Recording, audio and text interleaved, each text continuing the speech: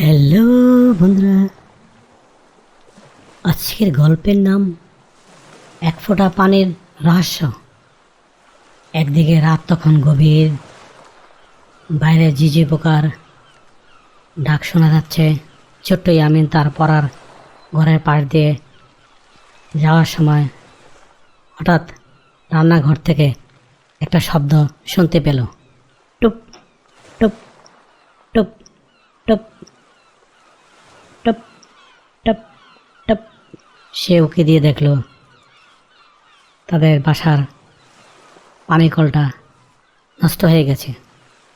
রান্নাঘরে এই কলটা পুরোপুরি বন্ধ হচ্ছে না। প্রতি সেকেন্ডে মাত্র এক ফোঁটা করে পানি নিচে গড়িয়ে পড়ছে একটি খালি বালতিতে। আমি ভাবল, ধুর, এই এক ফোঁটা পানি কি আর বালতি ভরবে?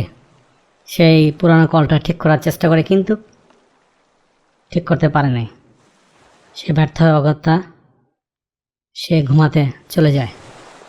ভোরবেলা ঘুম থেকে উঠে ইয়ামিন দৌড়ে রান্নাঘরে গেল।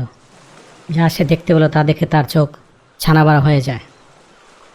যে বালতিতে রাতে একদম পানি ছিল না, এখন সেটি স্বচ্ছ পানিতে কানায় কানায় পরিপূর্ণ হয়ে গেছে। এমনকি কিছু পানি উপচে নিচেও পড়ছে। ইয়ামিন অবাক হয়ে তার বাবাকে ডেকে আনলো। ইয়ামিন, বাবা, দেখো দেখো দেখো, রাতে তো শুধু এক ফোঁটা পানি পড়ছিল, আর এই এক ফোঁটা পানি দিয়ে এক বড় বালতি কীভাবে ভরে গেল?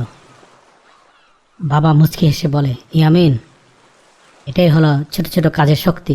এক ফোঁটা পানি হয়তো খুব সামান্য, কিন্তু সারা রাত ধরে যখন হাজার হাজার পানির ফোঁটা পরে এক হয়ে গেছে, তখন সেটা বিশাল বালতিতে ভরে গিয়েছে। কোনো কাজ ছোট নয় যদি তা নিয়মিত করা যায়। আবার কথাগুলো ইয়ামিন এর মনে গেঁথে গেল। ইয়ামিন পড়াশোনায় একটু কাঁচা ছিল, কারণ সে ভাবল এত মোটা মোটা বই সে কোনোদিন শেষ করতে পারবে না। কিন্তু বালতির ওই পানি দেখে সে এক নতুন বুদ্ধি আটল।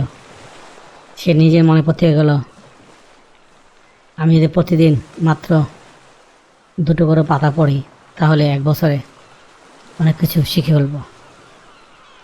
ইয়ামিনের নতুন রুটিন, সে প্রতিদিন মাত্র 2 ঘন্টা লেখাপড়া করে। প্রথম দিনে তারা বন্ধুরা তাকে নিয়ে হাসাহাসি করত। তারা ভাবত এত অল্প পরে কি হবে, কিন্তু ইয়ামিন থামল না। ওই যে এক ফোঁটা পানির মতো সে নিয়মিত চেষ্টা চালিয়ে গেল। দেখতে দেখতে তার 1 বছর শেষ হলো। বার্ষিক পরীক্ষার ফল প্রকাশ হলো। ক্লাসে সবাই অবাক হয়ে দেখল ইয়ামিন সর্বোচ্চ নম্বর পেয়েছে। যে ছেলেটি আগে পড়তে ভয় পেত, সে আজ ক্লাসের সেরা ছাত্র। শিক্ষক যখন তাকে জিজ্ঞেস করলেন তার এই পরিবর্তন রহস্যটা কি, ইয়ামিন হাসি মুখে বলল, স্যার, আমি সেই নষ্ট কলের মতো হয়েছি। প্রতিদিন এক ফোঁটার মতো করে চেষ্টা করেছি, আর আজ আমার জ্ঞানের বালতি পরিপূর্ণ হয়ে গেছে। আজ এই গল্পের এই শিক্ষা যে বড় কোনো লক্ষ্য অর্জন করতে হলে প্রতিদিন পাহাড় সমান কাজ করার প্রয়োজন নেই। প্রতিদিন ছোট ছোট সঠিক অভ্যাসকে মানুষকে একসময় তার অনেক বড় সাফল্যে পৌঁছে দেয়। হ্যালো প্রিয় বন্ধুরা, আজকের এই গল্পটি কেমন লাগলো কমেন্টসের মাধ্যমে নিচে জানিও। আবারও দেখা হবে অন্য কোনো গল্পে। Thank you for watching. Please subscribe.